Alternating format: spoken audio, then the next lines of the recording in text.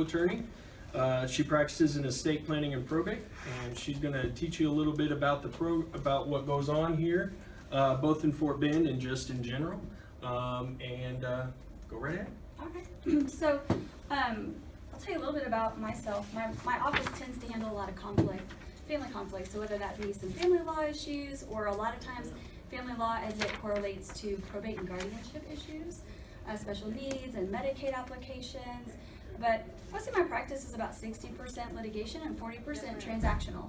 So most of the time I do this presentation, it's for attorneys, which is why I'm not going to read this to you. But what you are going to see, I teach a lot of lawyers who are learning how to do probate, and what you have in front of you is what I would tell them. So it's really tips and tools, really practical steps on what probate looks like. And so we're going to kind of walk through that, and then at the end I'm going to talk about estate planning a little bit, and then I'm going to let you guys ask questions all the way through. The goal for me is to help you walk away with information that's useful and beneficial to you. So please feel free to stop me. If you ask me something that's super way off base, I might just say, let's talk afterwards. But that's okay, because the goal, you came here to get information. I'm really hoping I can help you do that. My office is in Katy. I've worked with Andrew for a long time. I'm on the law library committee here, so really do believe in the service that Fort Bend County is really blessed to be able to provide. You may not know that, but not every county has this type of availability. So these are your tax dollars at work, and it's really amazing that we can do this type of setting where you can just come and informally get information that's, hopefully quality. I know some of the other stuff today is quality, so good. And that's my associate attorney back there. That's Dante, so she's kind of helping too, and y'all can chat with her if you'd like to. So let's kind of get started. That's me, and I might not be good at this. So this is really true. So one of the first steps to the whole probate in general is picking the right type. And does anybody know who Susie Orman is? Susie Orman? Mm-hmm. Yes.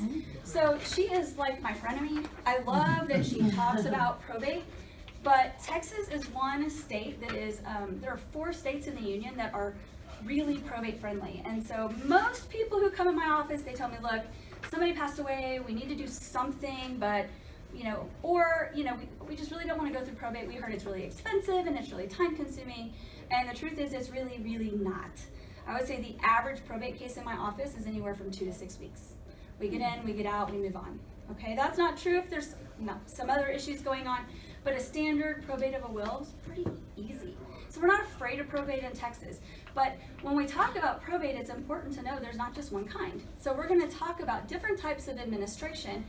And to help you kind of understand that, I want to talk about the way we give property away. Because this is a really important foundation, and if you don't understand this, everything else we talk about is not going to make sense. So we can give things away while we're alive, right? We can just give you a check, and that's a great day. That's called an inter vivos gift. I don't know why we still use that fancy word. It's silly, but we like it in Texas. It's called a living gift. It's a gift you give while you're alive. So it's the first way we give something. Second way we give something after we pass away is a testamentary gift through a will. So we have a will, and it says, I love my husband, and he loves me, and when we die, we're going to give our things to each other, and then when we both die, we're going to give things to our children, all right?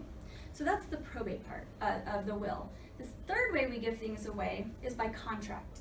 So every time you put a beneficiary on an account, or you add a transfer on death, or a payable on death to something, you're giving it away by contract. And then to tell you how important this is, if you have $100,000 in a bank account and it is payable on death to a child, okay, because maybe that makes sense. But then you also have a will, and your will gives everything to your spouse. You've really affected your estate plan, because the will doesn't trump what we did when we had that beneficiary designation.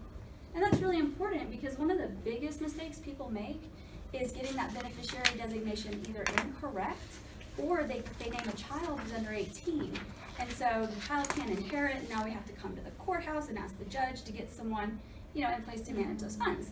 So we give things away that way, and if we're not conscientious about how we do it, we've now maybe affected our overall estate planning. Does that make sense? Mm-hmm. So the third way is by contract. So we can give it away while we're alive, we can give it away through our will, we can give it away by contract, And the fourth is by the laws of intestacy. So if you don't have a will and you don't have a payable on death, Texas law says who's going to get your stuff. And I will tell you, not a lot of people like the laws of intestacy as the first choice because, first of all, Texas may not agree with your wishes, okay? For example, we have a lot of blended families. So if I'm married and my husband has a child from a prior marriage and he dies, the house we bought in our marriage is now owned by me and owned by his child. And a lot of people don't know that. And so when they die and they're married, a lot of people come to my office and they're like, but I'm the spouse. And it doesn't matter because Texas law says child is the beneficiary of certain community property. So the laws of Texas are going to govern what happens, and the process to get the law in place is actually the most expensive way to do it. So contract is very important, having a will is very important, giving things away in your lifetime can also be very, very beneficial. So we're going to talk about all those different things and the ways that we administer an estate. Any questions about that part? Make sense? Awesome. Okay. So here are the different types of administration. So when we talk about probate, you're going to see 7 whole different choices up here. We can have something, and I'm going to go through the list, but then we're going to talk about what they are. Okay, first we can have an independent administration. That basically means you have an administration and the court does not have to oversee it after someone's appointed to make decisions. Right? We don't have to ask the judge for anything beyond the initial appointment. Then we have a dependent administration. Once we get appointed, the person appointed can't do anything without court approval. That's pretty expensive.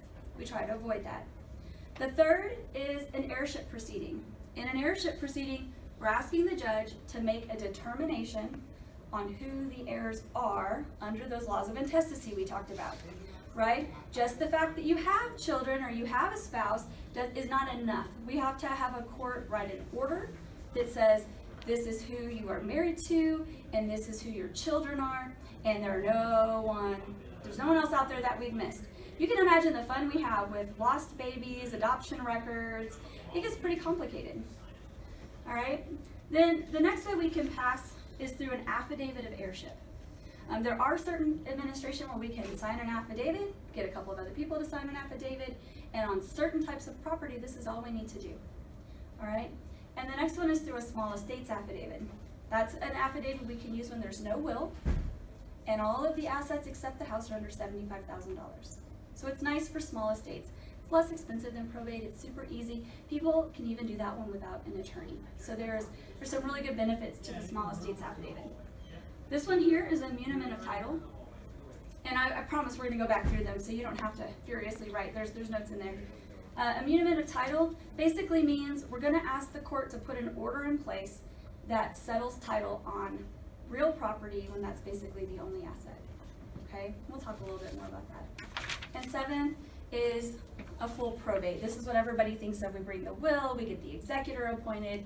That executor can then go collect assets and distribute them. All right? So let's kind of walk through what these are. So we're going to talk about first an independent administration. And this can apply to lots of different scenarios. We always want to be independent of the court supervision, because if you have to pay an attorney every time you want to collect an asset, pay an electric bill, I mean, think about all the little things we do. If someone dies, we have to cancel their cell phone, we've got to cancel their internet, we've got to talk to their insurance. If you have to pay an attorney every single time you need to do something, it is going to get costly very quick. And I am an attorney and I like to make money, not like this, okay? It's not nickel and diming an estate for all of this work. And the thing is if your will doesn't say that your executor can serve independently, or if you have to have the court determine who the heirs are, you have to get all the heirs to agree that this is okay. And I don't know what your family history is, but what I can tell you is it's not always easy to get everyone to agree that one of their family members can serve without any type of supervision. So when it comes to money, people get really, really concerned very, very quickly. I've been married for 11. So if we can't do an administration independently, we're stuck with this dependent thing. And it can happen a couple of ways. If the judge realizes there's lots of conflict, They can appoint an attorney to come in, and the estate will pay that attorney to serve as the administrator. That's also very expensive, so we like to avoid that. So that's a court-appointed administrator. If the estate is upside down, though, this is a beautiful thing. If the estate has more debt than credit, there are, and I'm not going to go through the laws with you right now, but there are laws that allow us to notice a creditor, to require them to do a very, very, very difficult to do, and almost no one can do it, response with the court, and then after a certain time, they're barred from coming back. Okay, they only have so long if they don't bring a claim. So we can get rid of a lot of the debts, and many times we can put money back into the family member's pocket by using this. So this is not always a bad thing. Okay, and I'll tell you that reverse mortgages are one of those things where sometimes we need to, if there's reverse mortgage on a house and we're losing all the equity and the cost to sell a house is going to be more, we can deal with that and the other estate issues by doing a dependent administration. And so of course if the heirs don't agree, this is what we're stuck with. It's a lot more expensive and it requires a bond. So I'm going to talk a little bit about a bond. If you have a will at home, you should look and see, especially if it's not a Texas will, to see if it says there's no bond required of my administrator or my executor, okay? The reason is because a bond, you probably heard this more like in the criminal context, right? Like you have to post a bond when you commit a crime and that's your promise to appear, and if you don't show up, we can cash in that insurance policy and use all that money to come track you down, okay? Well, a bond is kind of like buying an insurance policy. So what happens is all of the cash assets in the estate get totaled up. So let's say there's $500,000. That executor, the administrator or the executor has to qualify, their credit score has to qualify for a bond, an insurance policy for $500,000, and each year they have to pay the premium on that bond. And the premium is based on the credit score. And sometimes, I would say about 40% of people don't qualify for a bond. Because if you can't manage your own finances, it's pretty hard to get someone to insure you to manage someone else's. Okay? So we try to avoid that bond. So if you have a will at home, make sure it says no bond. Okay? Only 4 states have that allowance. So if you have an out-of-state will, that you might think about redoing that will to make sure that's included. All right? So we're going to talk a little bit first about the heirship proceeding.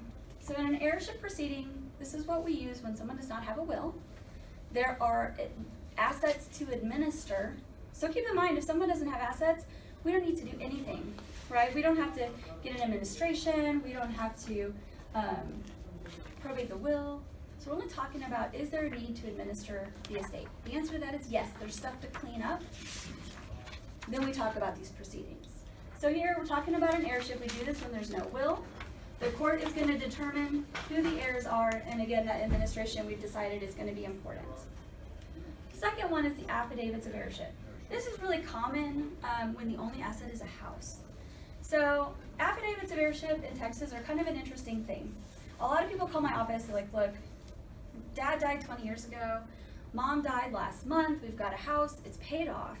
You know, we don't have cash assets to pay for an administration, we don't have things to do. I always tell them, go to your title company, have them open title, the title is clear, they will do these affidavits for you as part of your house sale cost. You don't have to pay a lawyer, all right, and they will be able to handle it for you. But if there's other stuff, it's not going to work. But here's the thing about affidavits of heirship. A title company is not required to take them for 5 years. And what an affidavit of heirship is if I'm deceased, okay? I don't like to kill other people, I just kill myself. If I'm dead, then I have children, then my children can all sign an affidavit saying, my mom is Carrie Graham, and she was married 1 time to our father, or 5 times to different people, whatever the case may be. And her children are these 3 people, and they're all above age. She died without a will. They sign it in front of a notary. Then they go get 2 people who's known me for a long time through my childbearing years to sign an affidavit as well. We knew Carrie Graham. We know she was only married 1 time, and it was to her husband, and these are her children, and they're the only heirs, and there's no children out there that we are aware of except these 3. We file them with the real property records, and we're done. After 5 years, the title company has to accept that. Whether or not they accept them sooner than that is up to the title company. So I will tell you that title company shopping is really important. One title company may not do it, another title company may, okay? And having a title company that has full-fledged attorneys in it, not just like a fee attorney, they're really good at this. And they can save all the cost of lawyers, right? This is only if there's just a house. Only if there's just a house. bank account in the house, you can't do this. Well, if there's a bank account without a beneficiary designation. So a lot of times there's a bank account, but maybe it's jointly owned with someone, or there's a payable on death. So if that's in existence, then you're still good because you didn't need to administer the bank account. Does that make sense? Any questions? This is only special in Texas, or doesn't matter? This is a Texas law. Everything I'm talking to you about today is just Texas. That doesn't mean other states don't have something similar, but I'm a Texas lawyer, so I will kind of stay in my lane. All right.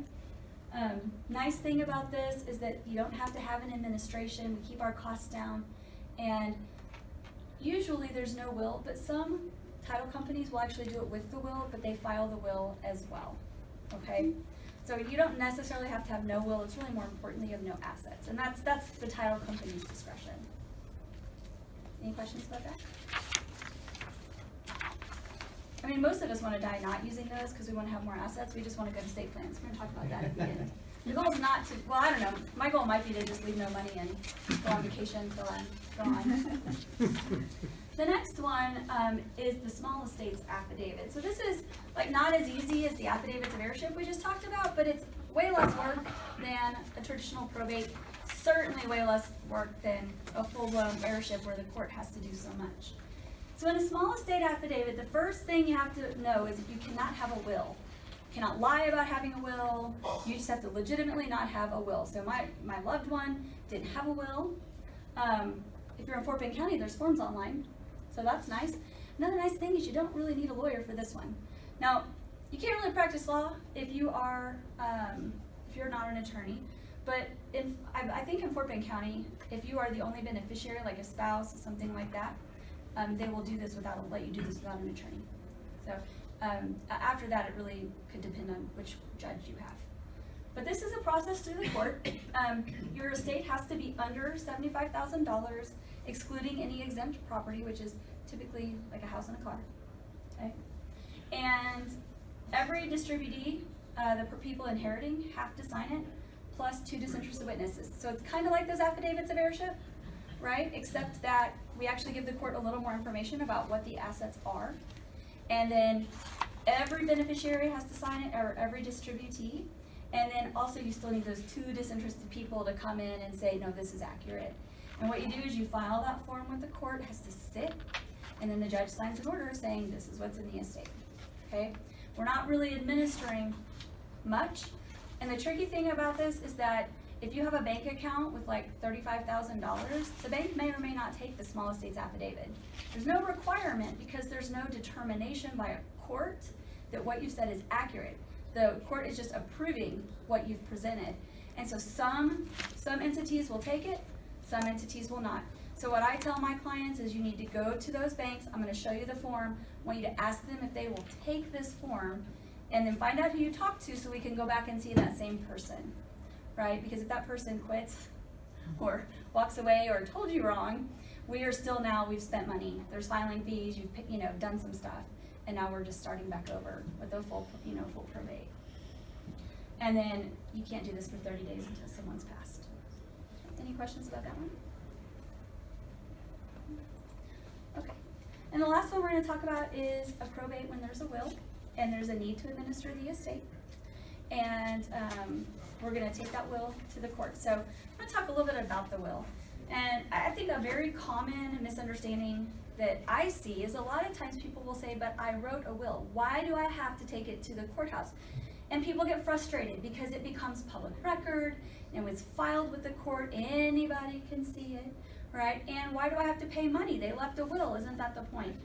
It's really not. So what a will does is a will nominates someone to serve, and it tells us what your last wishes were, right? It's called a last will and testament.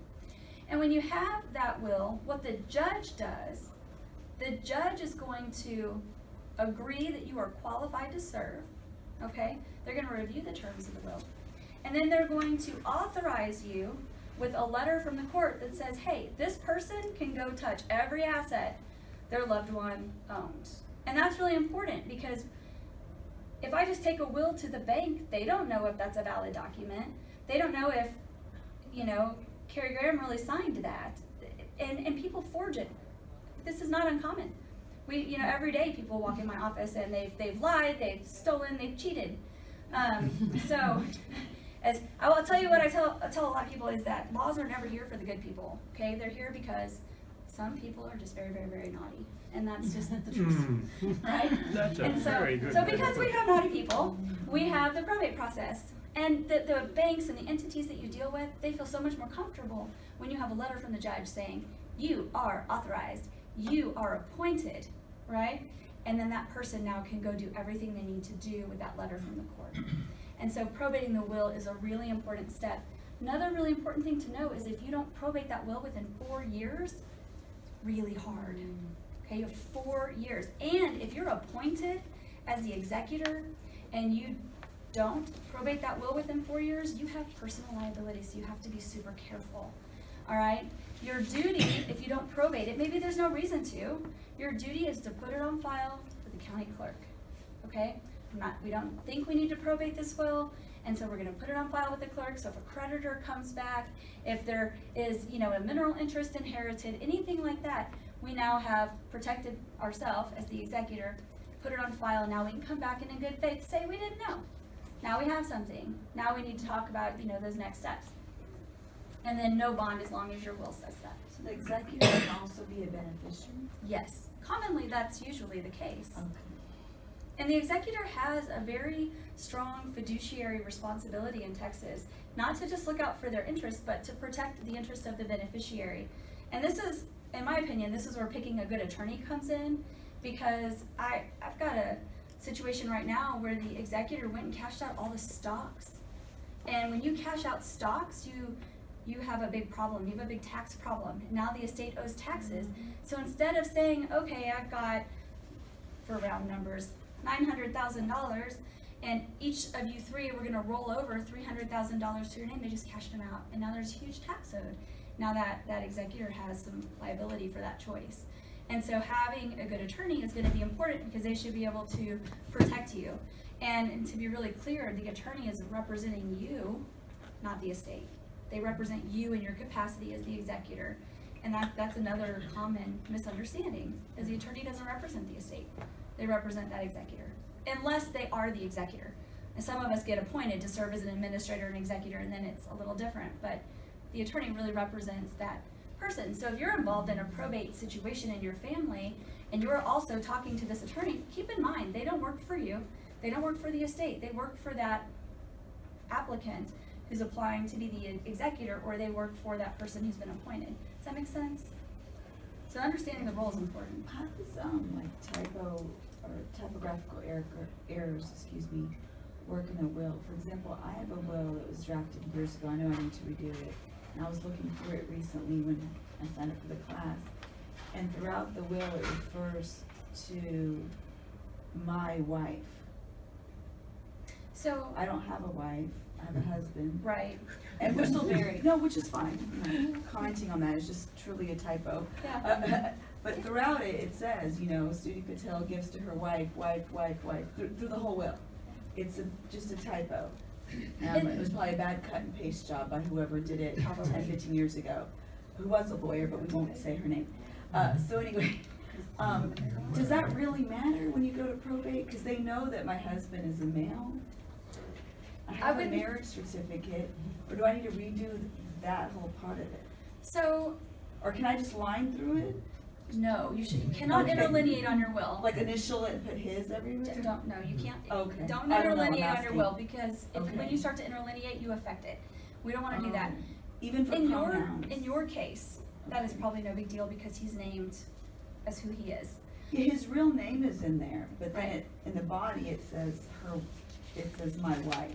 Right, so So it has probably to not be- an issue for you, although the judge would have discretion. Maybe he'd want everyone to sign off on something, but probably not.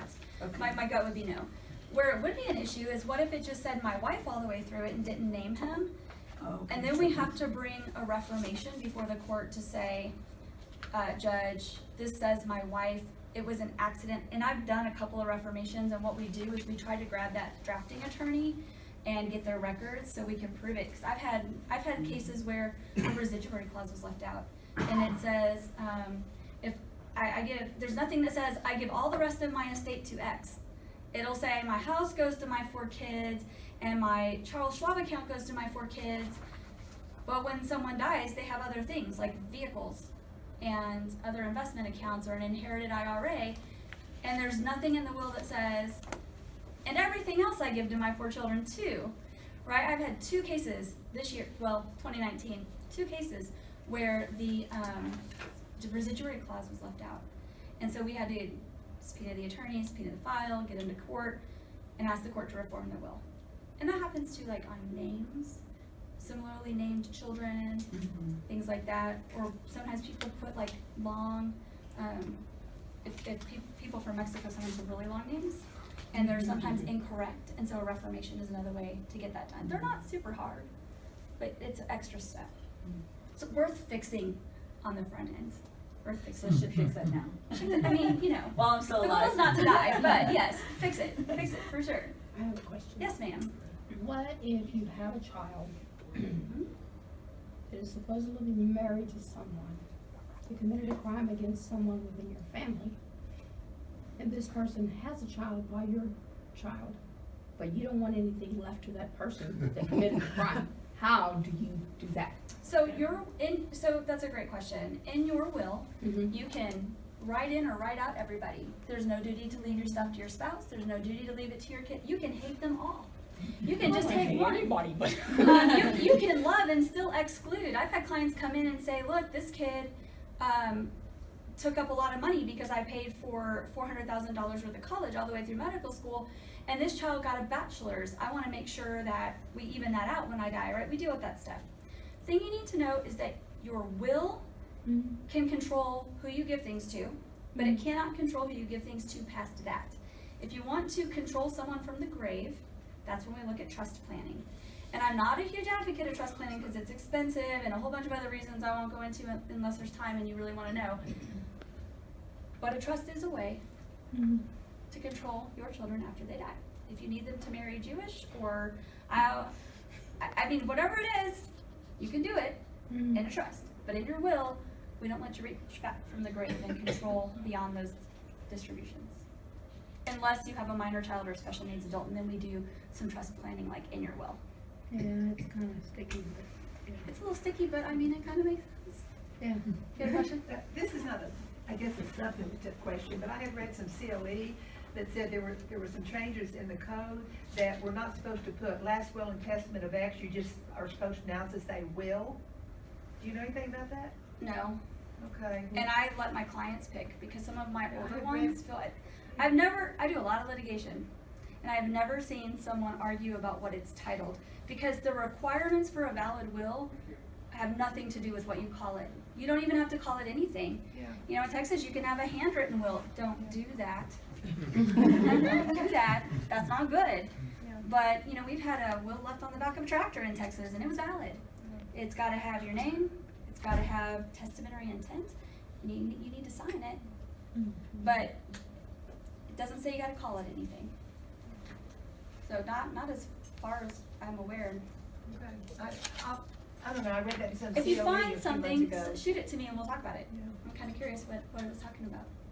I mean, it does, if you call it your will, it kind of automatically gives it testamentary intent. It could be something about that. You know, maybe there's a case or something. Any other questions? All right. Oh, that's for lawyers. You don't need to read the code. So, I'm going to talk a little bit about this. I get a lot of calls from people and they'll say, well, my dad died. We need to probate the will. And I want to come see you. So I have to ask them, are you named in the will? Because the only people who can bring an action in probate are these people. The named executor someone who's designated by agreement by all the parties.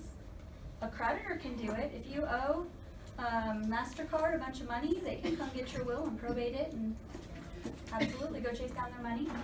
An owner of the decedent's estate, if there's not an executor. So if you're a beneficiary, you're an heir. So if there's no will and you want to come start the process, you can do that. If you're an heir under Texas law, you can do that. A guardian can do that, someone who's been the guardian for the decedent's estate. Or a trustee, right? A trustee can sometimes do it if the decedent was a beneficiary of someone's will. So like, let's say I have a special needs child and I'm the trustee of her estate and her uncle dies and leaves her money and there's no other family. As that trustee, I can go hunt down funds to benefit my beneficiary. That makes sense? How do creditors find out? Like, my parents are both still alive, and I don't even know if they have credit card debt or not, but like, if they both passed away, is it my job to find out, oh, my mom owed MasterCard $5,000? Like, It is. So Oh, you okay. have to do some things, and I'm gonna kind of pause because sorry, everything else is did super. I go ahead? Did No, I no, no, no, mess I'm up gonna, your flow? the Sorry. rest is like for lawyers, I'm just gonna kind of pause it Okay. and talk for a second. Okay, sorry. No, it's a great question. So you do have a duty, Okay. under Texas law to not just find reasonably, it's reasonable efforts, right, to find the creditors and to notify them. Give them notice that you're appointed. You have to notify a lot of people. Your HOA is a secured creditor, for example. Your IRS, that's a big one. You gotta send them a Form 56. There's people you have to notify. And then not only do you have to do it, but you have to sign an affidavit that you've done it. And so for my clients, I tell them, go get the last 3 months of bank statements. Let's find out who they were paying and who was paying them, if we don't know. So you can get their IRS transcripts. That's really helpful. So if they've gotten a 1099 from some asset they own or rental income, we can find it. And then we look at it. I send out notices to all the, I don't technically do it, my staff does, but we send out the notices to all of the parties. We get green cards back. And then I sign an affidavit for my client saying, I gave these notices and I got these returns and I attach that return so the judge can see this was done. And then you also have to give notice to the beneficiaries, lets them know that you're appointed and that, these are the assets of the estate. You have to give them an inventory. So there's some stuff, that you have to do. It is work. I mean, being an administrator and executor is a hard job. It's a lot of there's a lot of things you have to do. It's a lot easier in this day and age because we can do so much online. And because the entities that we deal with, they don't want to have to see you either. So there's a lot of processes to get you in and out with them. But it's work. And another thing you can check in your will is whether or not you want your administrator or your executor to be paid for what they're doing. I'm generally kind of against it because I'm a litigator and I think that when you start paying someone to do a job, all people are going to do is complain. And if they're benefiting anyway, that makes sense. But if they're not benefiting, maybe you have younger children and Uncle Levi is going to come do it. Well, Uncle Levi didn't really sign on for 40 hours of work, so maybe throwing him a little bone would be all right, Questions? Okay. Yes, sir. I heard there's another way called the living trust. What's the pros and cons of doing? So let's talk about trust planning. I'm not a huge advocate and I stand in the minority. I'm just gonna tell you that. There are lawyers who just love their trust planning. And I really do believe trusts have a place. But generally speaking, trusts are used to avoid probate. And in Texas, it's so inexpensive and easy to get through the probate process. It's, I think, better to have a will. I'll tell you a couple of things. I think trusts are great when you have special needs kids because the only people who can create a special needs trust is a parent, a grandparent, or a court. And so you're free and the court is not. And that is irreplaceable to keep them on their Medicaid benefits or their SSI benefits. So awesome. Always use a trust if you have special needs kids. If you want to control your children after you die, also a great tool. It really is. If you want to have some say, if you have children who are struggling with abuse or addiction, it's a great planning tool. If you have out-of-state properties and you want the benefits of Texas law, and I actually do quite a bit of that type of trust planning. So let's, for example, say you have a small property in the Northeast where they most of the properties there have a death tax, so you get taxed on everything when you die. And so if you want to avoid that, you can make your Texas trust the owner of that property and avoid some of those things. So having out-of-state properties is great. Also, mineral interest, trust planning can be really useful. So with all those great benefits, why would I say I generally don't love them? The reason I generally don't love them is because I've had too many cases where we lose a trust document and they're located pretty much nowhere, which can actually happen to a will, but at least with a will, we have some other ways we can get your stuff done. With the trust, if you put everything in the name of the trust and then I can't find your trust document, we're kind of up that big old creek and no paddle to get back, right? And this happened to me as an attorney. I had a client actually name me as a trustee and not tell me. So when the bank said, hey, guess what, you're the trustee, and I said, what? That was awful. So I didn't love that. And also, I think more importantly, trusts are taxed at a different tax bracket than a person. And so the overall cost, depending on what's in it, you might spend substantially more money managing a trust than you ever would, you know, for just having an outright distribution.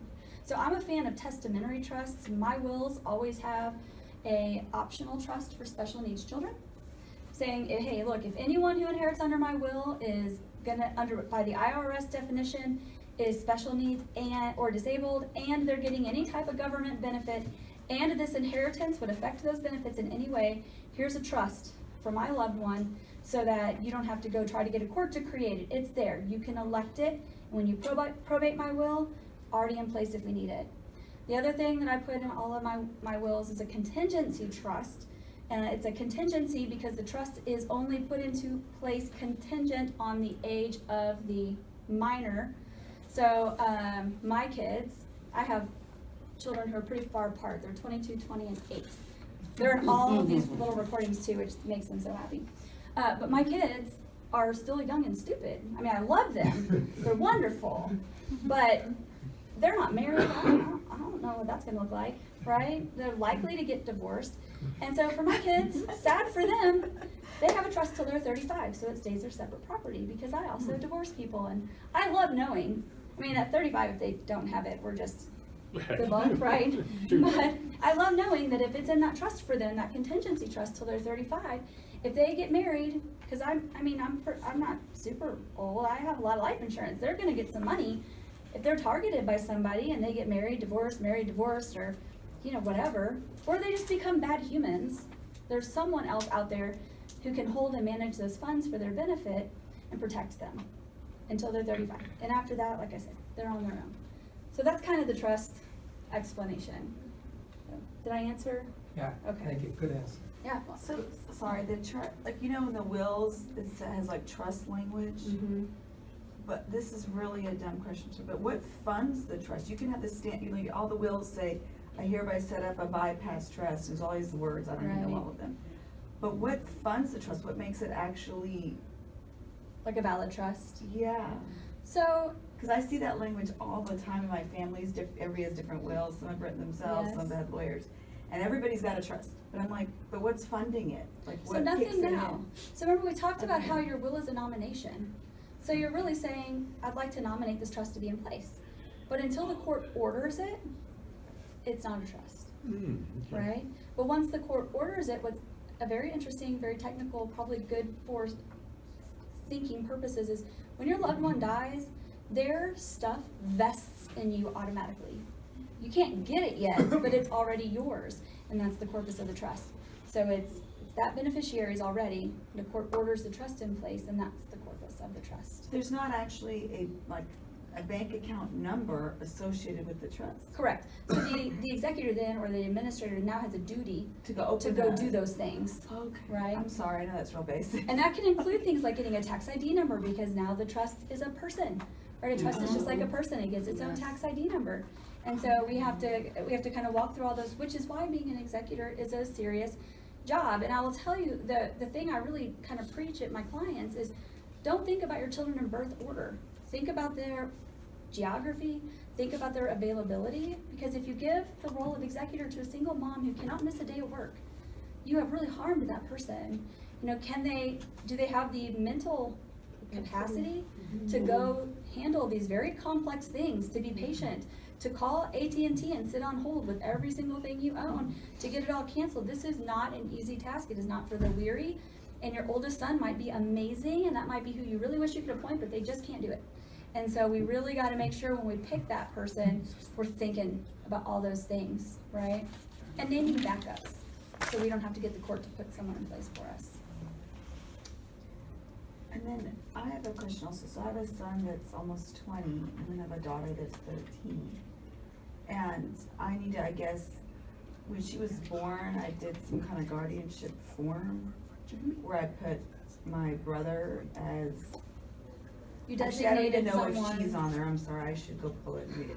I do have a guardianship form, but it may have been for my son, but who is now almost 20, so it doesn't matter, right? That goes away by operation of law. By 18.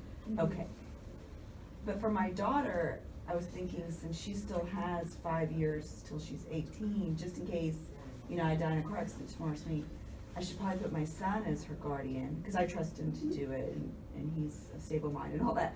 So, and again, I'm so sorry, it's a dumb question, but like, when I draft that, am I saying that Dylan is now her guardian, like to raise her, or to take care of her money that she's inheriting? So Is it like a, it's not the same. okay, that's where I'm asking. Right, so when you designate a guardian of your minor children, that is a document, right? Okay. We love those documents, by the way, because those documents can go in your kids' school folders. And then if something happens to you, we're not trying to vet your family members through CPS, we're kind of avoiding the system, so those letters are great. And they also, Texas will really honor who you say you don't want to be your guardian, and so that's great. But that's on their person, that's who's gonna be their pseudo-parent when you're not here. Okay. If you want a guardian of the estate, we don't wanna have a guardian of the estate because that's expensive. We wanna have that contingency trust in our will so that it could be the same person, but it's a separate appointment for who's gonna manage funds. Oh, okay, so I would have to designate 2 people for the little one. Or they can be the same person, but you have to designate separately. So the designation for the guardian of the person could come to the courthouse and apply to be the guardian of the estate and would have standing to do so, but now you're in a court supervised, which we don't want because that just eats up her funds. So what we want to do is have that contingency trust in our will that says something happens to me, you know, my brother Ed is going to be the guardian of her person, and my brother Ed's going to be the trustee of her contingency trust, or 2 separate people, however you want to do it. But it's 2 designations, but it can be the same person. Okay. Anybody have any other questions? Yes, ma'am. Do you have some more copies of the presentation? I do. I'm gonna pass those down now. Sure. You betcha. Well, it is right at about an hour, but I am happy to answer questions if you have them, so you guys tell me. I have one last question. You bet. In your will, you name an executor. Now, we're all getting older. Should you name an alternative executor if that person is not able? Yes, I'm actually a huge fan of 3 or 4 backups because Okay. it can be that people's situations change. Mhm. Someone gets sick, and if we don't have that in your will, if we don't have a backup, either all the beneficiaries have to agree or we have a problem and we have to go down that dependent, remember that dependent path where we have to ask the court for everything. So it's really important to have lots of backups. And then since I have maybe a minute and a half, I'm actually going to talk about something I'm super passionate about, which is your financial power of attorney. This is a really important document because as much as all of your stuff is very important, you're dead when we deal with your will, right? While you are alive but incapacitated, this is probably the bigger part of my practice in litigation, the stuff that happens. People have bad powers of attorney, forms from the internet. I mean, powers of attorney are really, really important, and they need to address really specific things, and they need to be extremely clear. And so having a good power of attorney is important. So Okay. if you have one already, go home and look at it. You should look for a couple of things. First of all, did you name backups? Second, is it a durable power of attorney? Does it endure past your incapacity and disability? Third, is it current? Because we had a lot of changes in 2017. And here's the thing. We never really had a law in Texas until recently that says anyone has to accept the power of attorney. And the problem with the power of attorney is it can be perfectly valid, but if you drafted it or an attorney drafted it and they did not know what all, banks require and title companies require and all these things, you can have a perfectly valid, useless document that no one will accept. And that's a problem, because now we're getting a guardianship and we're spending thousands of your dollars on court costs and not on you, and that's bad. Yeah. Okay, we don't like that. So when we've got this law in Texas now that says you have to accept it unless a whole line of things happens, and the last one is you don't really feel like it's a good idea, basically. So we really don't have a law in Texas, and so your financial power of attorney is truly irreplaceable. People only will take an original, right? So that's really important. If you have real property, that needs to be specifically addressed and not as an exhibit. It needs to be one of your hot powers, which is like a list of special things your agent can do. And if you ever think you might want to utilize Medicaid benefits, and I say this because I help people protect assets and qualify for Medicaid nursing home benefits, you got to have the right language in there, the right gifting language that complies with Medicaid, and you not just that little thing that says you can apply for benefits, but I draft like a whole paragraph on Medicaid language, because if it's not right, you can't protect your assets. And so, and now you have to specially authorize also trusts when there's a special Medicaid trust. So we would like to have that as well. So your power of attorney, I feel like, I'll just tell you, I don't feel like estate planning is something every lawyer can do. So when you go look for a lawyer, make sure they litigate their documents, make sure they do real property stuff. Because it seems simple, go write a will, it's not that simple. And if you don't have it right now, it will cost you a lot more to fix it later. And so the best advice I could tell you today is just make sure you have a good estate plan, and make sure that whoever you're talking to talks to you about your beneficiary designations, your life insurance, your long-term care, because you need a plan. Because once you're gone, we're not worried about it, but your last years on this planet, we want those to be pleasant and we want them to be wonderful, and that all needs to be addressed when you start your planning. So now I actually talked over, sorry. I went a little bit over that hour. Anybody have anything they want to ask? Can you share as like a ballpark number of the cost of using your service, or generally speaking? Yeah, I'd rather probably not do it in the video, if that's okay. But maybe we could stop that and just go to some, like,